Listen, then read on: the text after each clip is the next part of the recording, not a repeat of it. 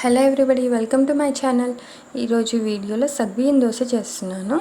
ఇది చాలా టేస్టీగా ఉంటుంది, అలానే చాలా సాఫ్ట్గా ఉంటుంది. ఈవెన్ బేబీస్కి కూడా పెట్టడానికి బాగుంటుంది. దీనికోసం 1 కప్పు సగ్గుబియ్యం, 1 కప్పు రైస్ని కూడా నానపెట్టుకోవాలి. ఒక 3 అవర్స్ వాటర్ పోసి నానపెట్టుకోండి. ఇది నానిన తర్వాత సగ్గుబియ్యం ఇలా సాఫ్ట్గా అవుతుంది. ఇప్పుడు వీటిని మిక్సీ జార్లో రుబ్బుకోవాలి. ఇలా సగ్గుబియ్యాన్ని యాడ్ చేస్తున్నాను. దీనిలో పచ్చిమిర్చి ఇంకా అల్లం కూడా యాడ్ చేసుకోవచ్చు. దీన్ని సాఫ్ట్గా పేస్ట్లా చేసుకుందాము. ఇప్పుడు బియ్యాన్ని కూడా మెత్తగా రుబ్బుకోవాలి.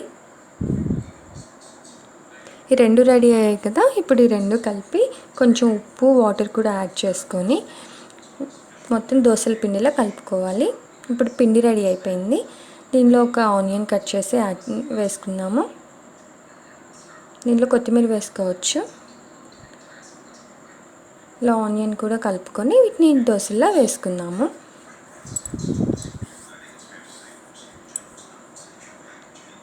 ఈ దోశల కలర్ ఎక్కువ చేంజ్ అవ్వవు, వైట్గానే ఉంటాయి, కానీ చాలా టేస్టీగా ఉంటాయి.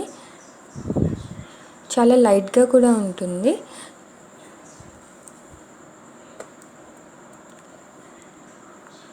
ఇలా కొంచెం ఆయిల్ అప్లై చేసి 2 మినిట్స్ 2 సైడ్స్ కూడా ఫ్రై చేసుకోవాలి.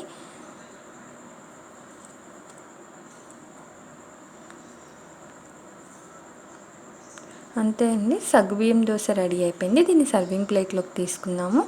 దీనికి పల్లీ చట్నీ కంటే అల్లం చట్నీతో చాలా బాగుంటుంది. మీరు కంపల్సరీ ఈ రెసిపీ ట్రై చేయండి. అలానే ఈ ఛానల్ని సబ్స్క్రైబ్ చేసుకోండి. Thanks for watching. Bye bye.